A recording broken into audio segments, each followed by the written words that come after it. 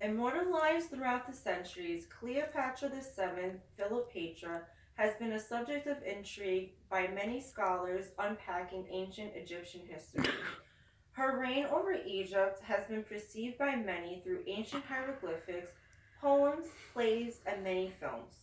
Although she is mostly associated with ancient Egypt, Cleopatra VII actually lived closer to the age of the moon landing than she did of the age of the Great Pyramids. She was born in 69 BCE and was a mere teenager when she started her rule over Egypt. Her father had recognized her intelligence and groomed her specifically for the role by giving her many lessons in politics and languages. She has been known to know at least 9 languages, which is very impressive in any time period you live in.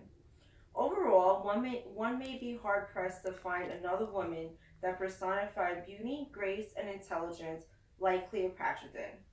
According to the historic world leaders, Cleopatra VII came from a long line of Ptolemaic rulers that governed Egypt after the death of Alexander the Great. In fact, Cleopatra was of Macedonian descent rather than Egyptian.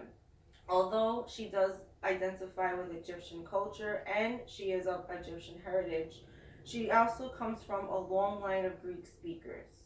Tavon Pettinger noted in his biography that Cleopatra made an effort to learn Egyptian, which differed greatly from her other predecessors who only spoke Greek.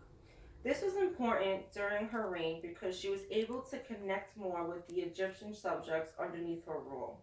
To her advantage, she used the Egyptian language to personify her as a representation of Isis, the Greek goddess. Cleopatra's rise to power did not come easy. After the death of her father, she was married to her oldest brother, Ptolemy the 13th, who was 9 or 10 at the time. Now, this may seem odd, but this was actually a common practice by Ptolemaic rulers to keep their bloodline pure. After some time, hostility grew between Cleopatra and her brother, and Cleopatra was forced to leave Egypt.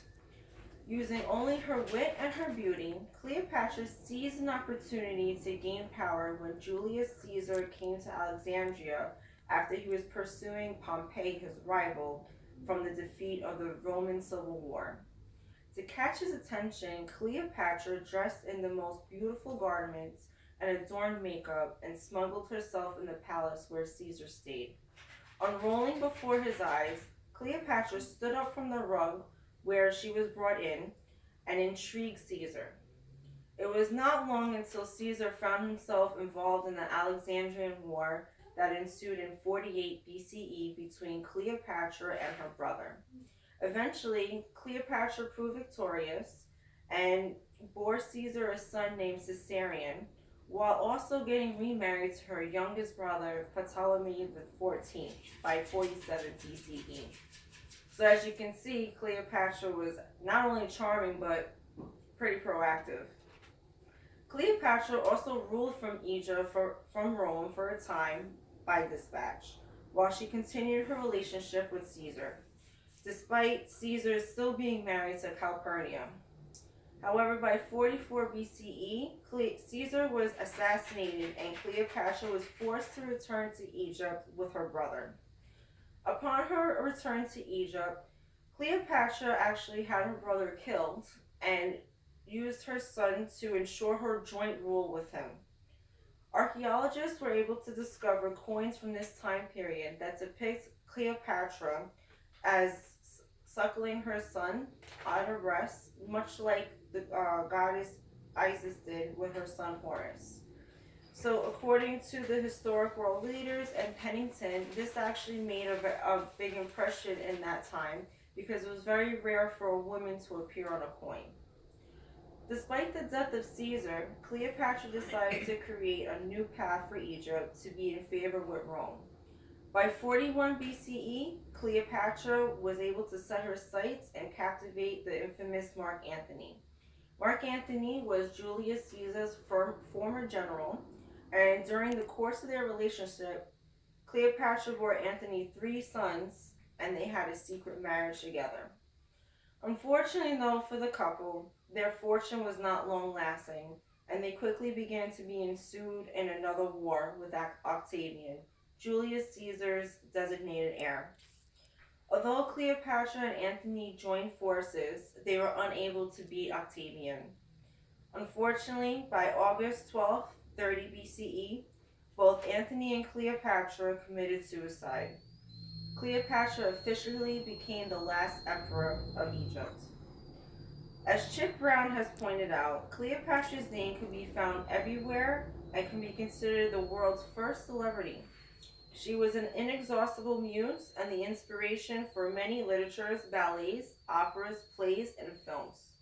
However, despite the attention given to her, there is not much material uncovered by archaeologists. Primarily, Alexandria is buried underwater and has encountered many geological events throughout the centuries.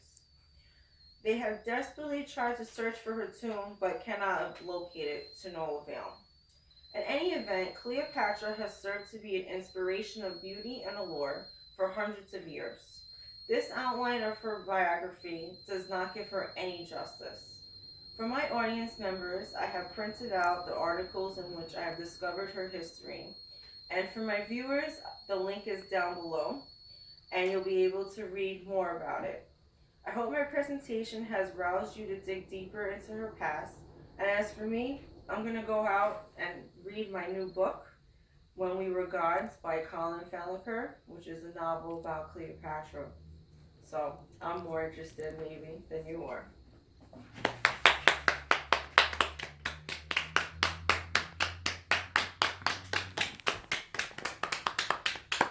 I'm going to give me the phone, I'll do you.